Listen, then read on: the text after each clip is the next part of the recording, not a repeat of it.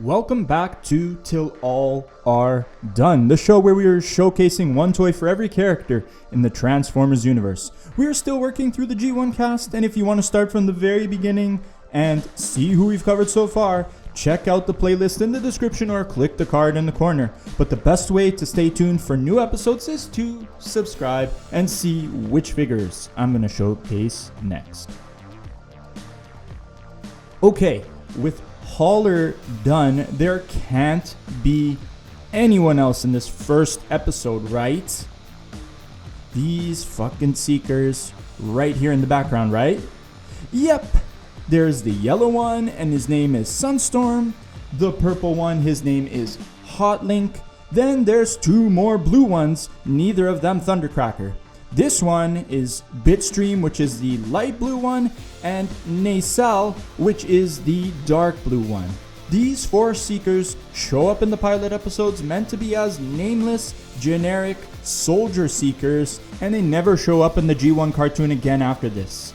Nowadays, they have been named retroactively by various groups, and the four of them together are known as the Welcoming Committee Seekers.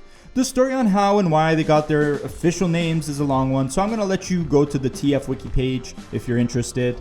But getting back on track, these Seekers are as obscure as Hauler is in terms of G1, so they have very few toys. There are rare and expensive repaints of the classic Starscream mold for all four of them, and there's the War for Cybertron Siege Starscream mold, the Tetrajet one, that was used to repaint Hotlink and Nacelle. I'm not going to cover the Siege mold again, we already did it for Starscream, and for the sake of my wallet, I'm not going to track down these Classics repaints because we're going to cover the Classic mold later on. But for some reason, Sunstorm has a crap ton more than the rest to choose from. Of the four, you can see which one is the favorite, so he's going to be the representative for the Welcoming Committee in this video, and I've selected something interesting to review. Transformers! Sunstorm has a masterpiece toy, a G1 mold repaint, and even a repaint in Transformers Animated. But the one that interested me the most to cover was this Titanium Series Sunstorm toy. Titanium Series is a toy line that asks you, how would you like it if your Transformers toys were almost entirely made of die-cast metal? This toy isn't even from back in the day when they used die-cast more freely. The toy came out in 2007. It's a repaint of the War Within comic inspired Thundercracker in the same line, and not to spoil the all mode section, but we're going Cybertronian again and reviewing another Tetrajet. My Earth mode fans, I swear this will be the last time. I will get some more Earth jets. Just stay tuned for the next episode. The look of this guy already strikes me as very different and unconventional from the Seekers. It looks like Starscream's design in Transformers Cybertron, but that design is indeed inspired by the War Within comic, so full circle, I think that's how it works. But the big shoulders make up the bulk of the back of the Tetrajet, and the legs making up the front, just like Cybertron's Starscream. So if you've never played with this toy, there's a chance you might already be familiar with it, having touched the Cybertron Starscream. Now I'm using the words big and bulky, fast and loose here, but it's all relative to this toy's size. Toys in the Titanium line came in a few different sizes, but this one here with Sun is 6 inches tall, so it's similar to the modern Deluxe, but weighs more thanks to the defining feature of this toy, die-cast metal. The arms, shoulders, legs, torso, and alt mode cockpit on the back are all die-cast metal, and I rejoice every time I pick this toy up. Collecting Power Rangers toys back when I was a kid, many of those early Megazords had parts on them that were die-cast metal, and it made them better toys, especially when they were for connection points. Now, connection points and articulating joints are two different things, so I understand why just portions of the toy are die-cast, and we will explore it more in the articulation section. But the die-cast parts look great and are very nicely painted. They nailed the look of this guy big time. There's a few spots where you might be able to see different colors bleed into each other, but you won't really notice it from afar or on the shelf. The Sunstorm color scheme is nicely translated to this mold, which has originally been made for Thundercracker and repainted into Sunstorm, Starscream, Skywarp, and a thrust without his cone head. Although the back of the cockpit does make it look like all of these guys are cone heads. You're a cone head. The other parts that are not diecast include the head, the feet, the jet nose cone, like the very tip for safety reasons, the tips of the wings, these Tetrajet parts on the shoulders, and some badly painted white fists. Yeah, I can see the black underneath because they painted it. Plus, it feels like this dried out rubber, you know, the rubber you have in school? Yeah, it doesn't feel very nice. No porthole in the hand means no weapons. Can't even borrow one from somebody, that sucks. But you know what doesn't suck? It does come with something very unique. Sunstorm gets his own stand with his name and a Decepticon logo on it. I wish more toys came with these, as it's perfect for the shelf. The only issue here is that when he's on the shelf with his stand, nobody else has one. He doesn't blend in very well, but that's not his problem, that's just a problem in general. If you want to have a Titanium Series shelf, then the problem is fixed. Yeah, a whole shelf dedicated to these guys. So far through this review, I just have this feeling, or maybe question is a better word, wondering, is the orange juice worth the squeeze? It's a legitimate question that follows each of these toys that were released like a bad smell. Some toys either benefit or were designed well enough, but some fall to the worst of all time level, becoming plastic addict victims like Thin Megatron. So far, I'm not longing for Age of the Primes toys to start using diecast, but let's keep going through the review to see if I might change my mind. It's not that this toy has bad articulation per se, but my hang up with it is its hit and miss quality of the joints. Because we are using plastic joints to connect die-cast metal limbs together, moving any piece of Sunny Boy here feels clunky and stiff, or the joint is loose and feels like it's going to give out any second now. It's usually one extreme or the other. I appreciate that everything is pinned on or in a twist. Some joints are screwed on, there's screws in this guy, wow. But there's still some problems. This is ultimately my biggest hang up with this toy, along with how it limits articulation in certain situations, but Sun's capabilities, whether it works out or not, are as follows. Head can rotate 360 degrees and that's it, there's no tilt. In the neutral position, arms can rotate 360 degrees and rock up and down slightly.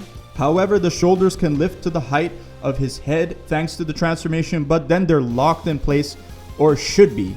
This shoulder joint right here is loosey-goosey. It's loose as hell.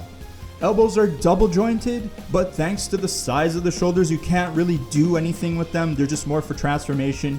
He can still only bend 90 degrees, or you can bend them right back thanks to the transformation. Whether that's useful is dependent on how you want to pose him. Maybe there's a diorama where you need him to look like he's in a Naruto run pose. I don't know. Lastly, you get 360 wrist rotation. Now the bottom half of the articulation is interesting. No waist rotation, but you get ratcheting leg joints, which is nice. Even the sound of them are crunchy. I like that.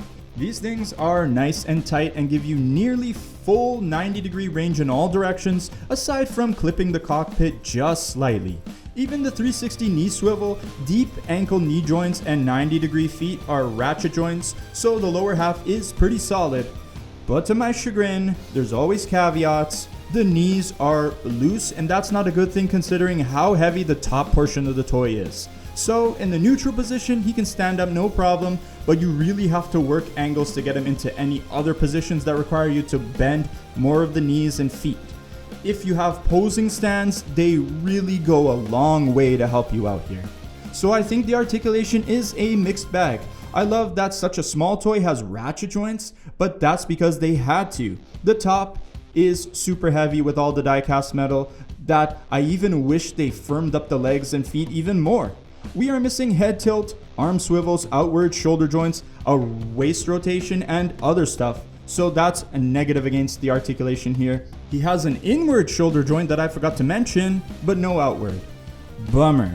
Again, I do appreciate that a 6-inch toy has ratchet joints. That's a novel thing by today's standards. Imagine today's Hasbro putting on some ratchet joints in their modern deluxes. they would have a fit and blow all the budgets.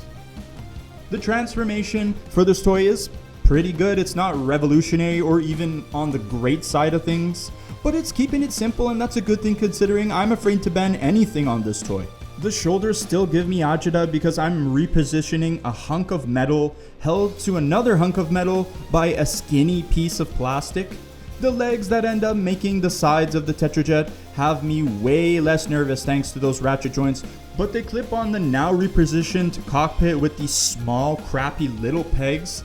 I don't really like the connection, but thanks to the ratchet joints, they shouldn't be going anywhere. This whole process is definitely less than 10 steps, and for smaller scale Transformers, I always like that. I don't want them too complicated.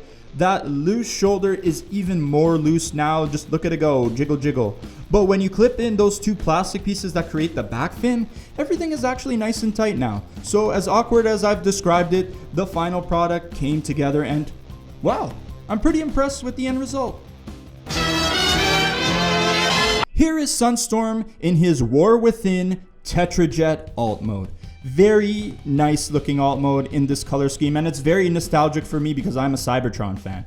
I think once you get him in this mode, you can really appreciate how much effort went into the paint app with all the yellow and black as the base coat and the sharp orange stripes going everywhere. The silver line work is divine. Plus you also get even some small hits of it in the vent work, plus a little bit of red in the cockpit. They didn't have to, but they did, and I appreciate that.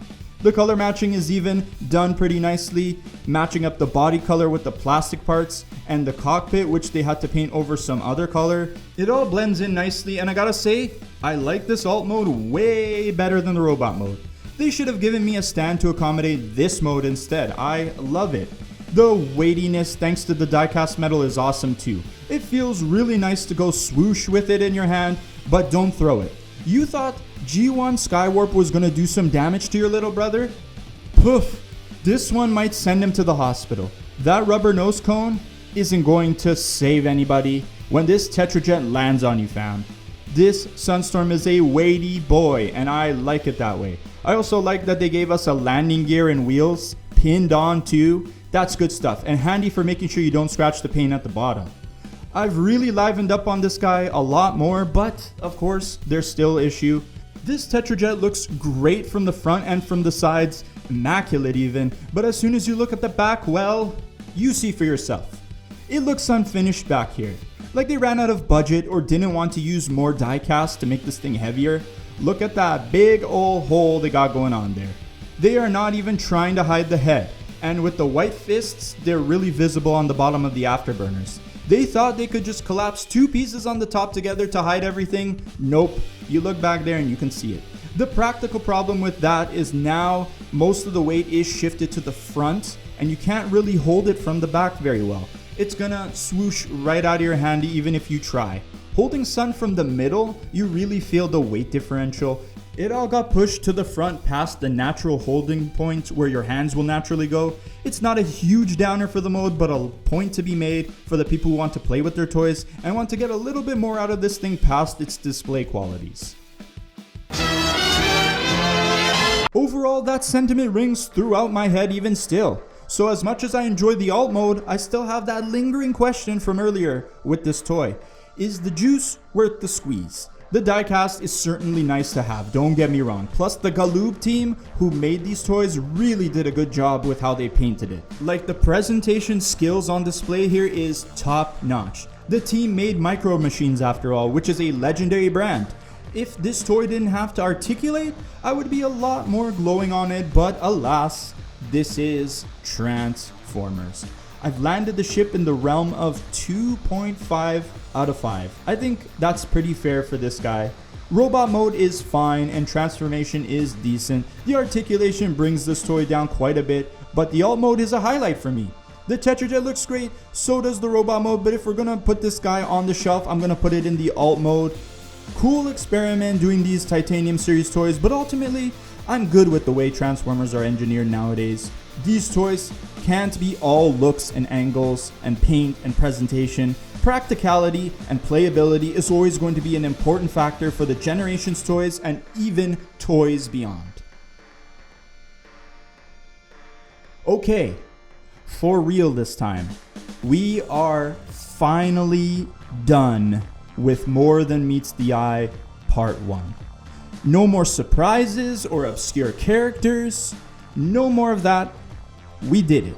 The next time you get an episode of Till All Are Done, we will see some new characters from a new episode. And we're moving on to episode 6 called Divide and Conquer. Let me know if you've had fun so far. Do me a favor and do all the YouTube things, and I thank you every day for spending some of your precious time here on the JR Magnus channel. Let's make it rain in the next episode, and peace out.